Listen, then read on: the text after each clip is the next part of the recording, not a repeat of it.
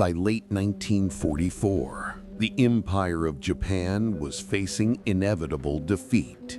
Their battleships were shattered, their air forces crippled, and the American industrial machine was relentless. Yet, in the deepest secret shipyards, a desperate, impossible plan was taking shape. It involved a weapon so advanced, so massive, it could have changed the entire outcome of the war. A technological marvel that was mere days away from striking the U.S. mainland.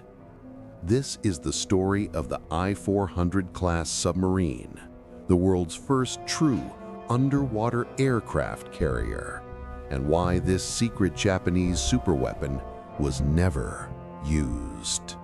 After the disaster at Midway, Japan knew it couldn't win a conventional war. To survive, they needed a strike that was completely unexpected, a move that would break the American public's will and force a negotiation. That meant hitting the U.S. mainland itself. Admiral Isoroku Yamamoto, architect of Pearl Harbor, conceived the solution: a massive, undetectable submarine fleet. Not just any submarines, but vessels capable of launching a surprise attack against strategic targets thousands of miles away. These would be Japan's ultimate revenge weapons. The I-400 class was unlike anything the world had ever seen. Commissioned in 1942, they were, in fact, the largest submarines ever built during World War II. To put their size into perspective, they were nearly 400 feet long, longer than some U.S. Navy battleships of the era. They had a massive displacement and a cruising range of 37,500 nautical miles. That range meant the I-400s could sail from Japan, strike targets anywhere in the world, and return, all without refueling. They were the first truly strategic submarine force.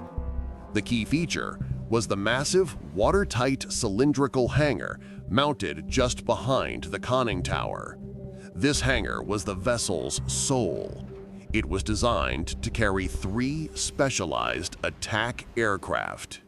The I-400's primary weapon was the Aichi M6A Seiran dive bomber. This wasn't just a plane carried on a sub, it was a miracle of engineering.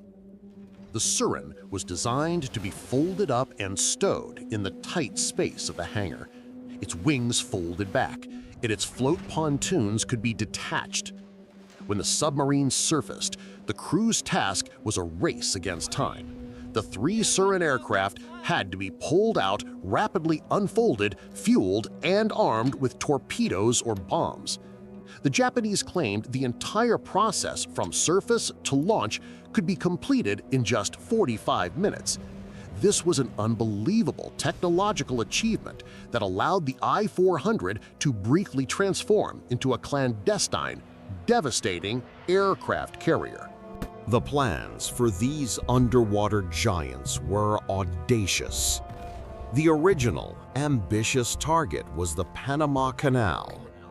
The goal was to launch the Seirans to bomb the canal locks, effectively cutting off the U.S. Navy's ability to quickly transfer its fleet between the Atlantic and Pacific. However, by mid-1945, the war situation shifted, forcing a change of focus. The final, horrifying plan was codenamed Operation Arashi. The target was the U.S. naval base at Ulithi Atoll. This small, seemingly innocuous lagoon served as the staging area for the entire U.S. Pacific Fleet, a floating target holding hundreds of ships. The I-400s were tasked with striking Ulithi just as the invasion of Japan was being prepared, hoping to inflict catastrophic, paralyzing damage.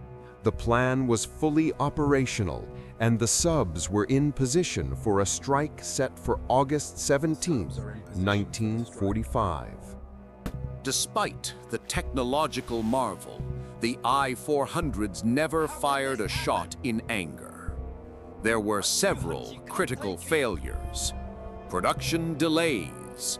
Only 3 of the planned 18 I-400 class submarines were ever completed. Fuel and training.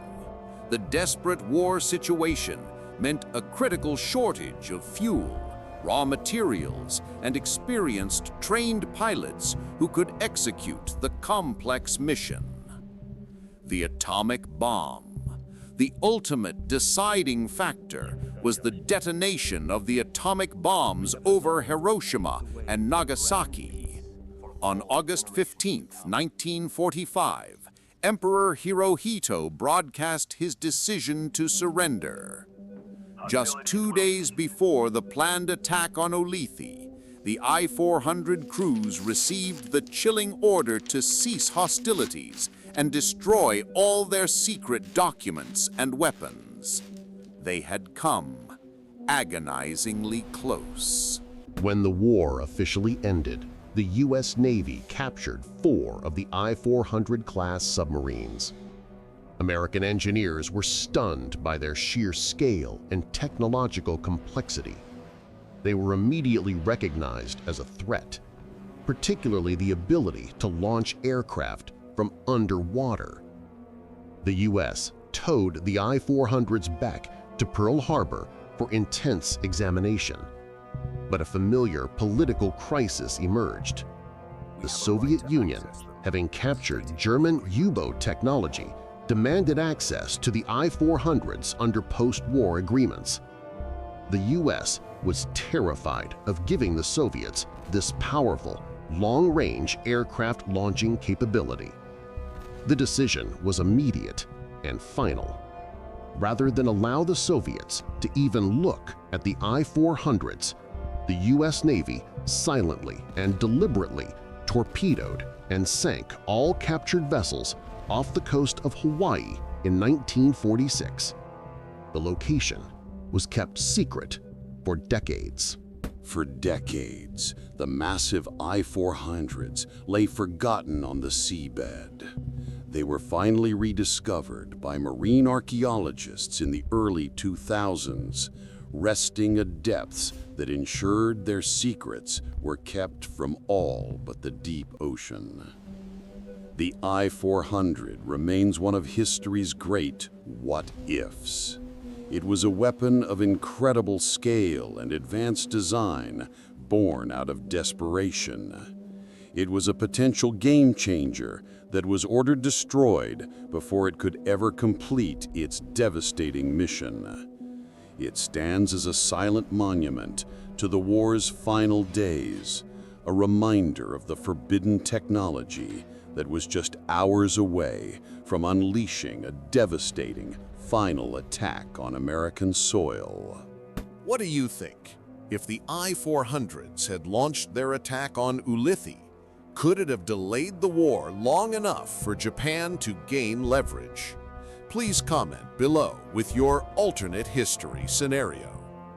And if you want to uncover more secret projects and technology that almost changed the world, be sure to like this video and subscribe to the channel.